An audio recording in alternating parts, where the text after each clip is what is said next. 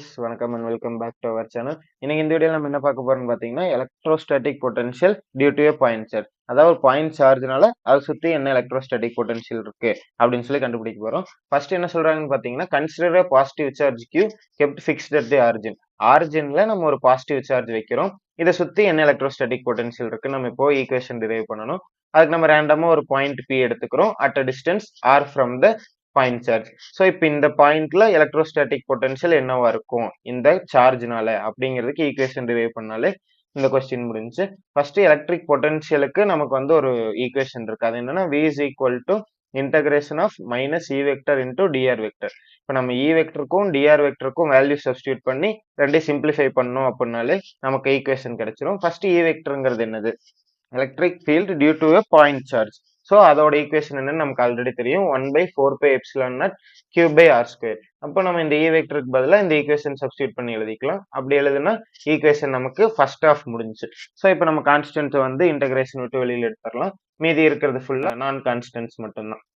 இப்போ நம்ம E vector replace பண்ணி ஃபர்ஸ்ட் எழுதணுமா, அதே மாதிரி இப்போ டிஆர் வெக்டர் ரீப்ளேஸ் பண்ணி எப்படி எழுதலாம்னா DR vector is equal to DR into R cap இப்படி பிரிச்சு எழுதலாம். ஸோ இப்போ இதே மாதிரி இதை ரீப்ளேஸ் பண்ணி எழுதுனா நமக்கு என்ன கிடைக்கும்னா integration of 1/r² into R cap into dr into R cap. So நம்ம இப்போ இந்த ஆர் கேப் இன்டூ பண்ணோம்னா நமக்கு 1 கிடைக்கும். ஸோ இது ரெண்டையும் சால்வ் பண்ணிடலாம். நம்ம வெறும் டிஆர்னு மட்டும் எழுதிக்கலாம்.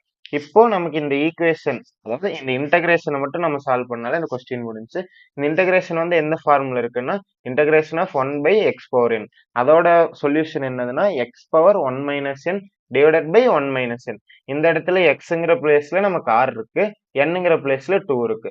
ஸோ இந்த ஈக்குவேஷன் அப்படியே நம்ம இங்க ரீப்ளேஸ் பண்ணி எழுதணும். என்ன கிடைக்கும்?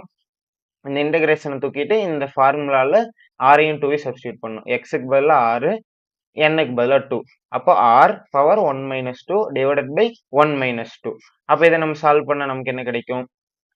r⁻−1 divided by -1. ஏன்னா 1 - 2 -1 ஆயிரும், இங்கே -1 ஆயிரும். இப்போ r⁻−1 நம்ம ஆற கீழே எழுதிடலாம். இந்த மைனஸையும் இந்த மைனஸையும் நம்ம கேன்சல் அவுட் பண்ணிடலாம். கேன்சல் அவுட் பண்ணிட்டு எழுதுனா நமக்கு என்ன கிடைக்கும்?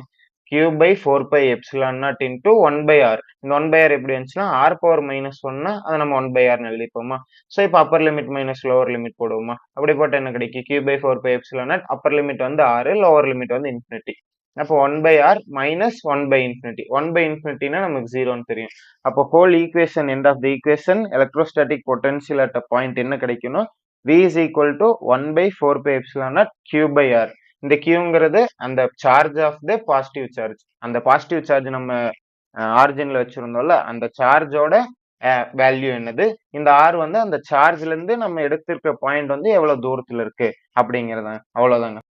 ஓகே, இப்போ நம்ம பார்த்த எல்லாத்தையும் ஒரு குயிக் சம்மரியா சொல்லிடுறேன். என்ன சொல்லியிருந்தாங்கன்னு, ஒரு பாயிண்ட் சார்ஜ் Q இருக்கு, பாசிட்டிவ் சார்ஜ், அதை சுத்தி எலக்ட்ரோஸ்டாட்டிக் பொட்டன்ஷியல் இருக்கும். அது நம்ம பாயிண்ட் Pல என்னவா இருக்கும் அப்படிங்கறத நம்ம ஈக்குவேஷனா டிரைவ் பண்ண போறோம். ஆறுங்கிறது பாயிண்ட் சார்ஜுக்கும் நம்ம வச்சிருக்க பாயிண்ட்டுக்கும் இருக்க டிஸ்டன்ஸ். நமக்கு ஆல்ரெடி இருக்க ஈக்குவேஷன் என்னன்னா v is equal to integration of minus E vector into dr vector. இப்போ நம்ம இ வெக்டருக்கும் டிஆர் வெக்டருக்கும் வேல்யூ சப்ஸ்டியூட் பண்ண போறோம். ஈயோட வேல்யூ என்னவா இருக்கும்? 1/4πε0 into Q/r² into R gap. அதே மாதிரி டிஆர் வெக்டர் நம்ம வந்து டிஆர் இன்டூ ஆர் கேப்னு பிரிச்சு எழுதலாம். இப்போ நம்ம சப்ஸ்டியூட் பண்ணிக்கலாம். இந்த ஈக்குவேஷன்ல சப்ஸ்டியூட் பண்ணா நமக்கு 1/4πε0 Q/r² இன்டூ ஆர் கேப்னு வந்துரும். அதே டிஆர் வெக்டர் பிரிச்சு எழுதும்போது டிஆர் இன்டூ ஆர் கேப்னு வந்துரும். இப்போ நம்ம கான்ஸ்டன்ட்ஸ் இன்டகிரல் விட்டு வெளியில எழுதுனா என்ன ஆகும்? இந்த Q4πε0 இது எல்லாமே கான்ஸ்டன்ட்ஸ், எல்லாமே வெளியில வந்துரும்.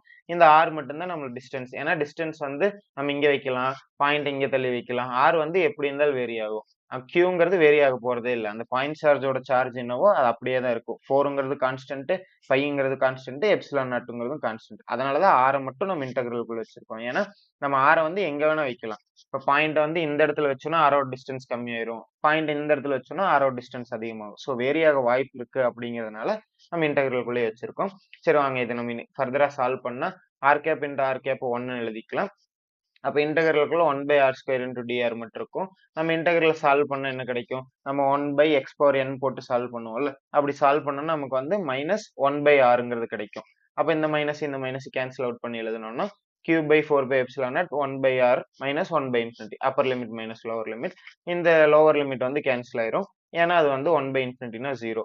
ஸோ ஃபைனலா நமக்கு என்ன கிடைக்கும்? v is equal to 1/4πε0 into Q/r. அவ்வளவுதாங்க. இந்த இடத்துல இ வெக்டர் இன்டூ டிஆர் வெக்டர்னு இருக்கும். இத மட்டும் நம்ம பிரிச்சுட்டு ஒரே ஒரு இன்டெக்ரல் சால்வ் பண்ணா மட்டும் இந்த கொஸ்டின் முடிஞ்சுங்க. சரி, இந்த கொஸ்டின் உங்களுக்கு புரிஞ்சிருக்கும்னு நெனைக்கிறேன். புடிச்சிருக்கும்னு நெனைக்கிறேன். ஸோ புரிஞ்சிருந்துச்சுன்னா லைக் பண்ணுங்க, கமெண்ட் பண்ணுங்க. ஒருவேள புரியல ஏதாச்சும் பெட்டரா சொல்லியிருக்கலாம். இல்ல வேற ஏதாச்சும் டவுட்ஸ் இருந்தாலும் நீங்க கமெண்ட்ஸ்ல சொல்லுங்க. நான் கிளாரிஃபை பண்ண ட்ரை பண்றேன். தேங்க் யூ ஃபார் வாட்சிங்.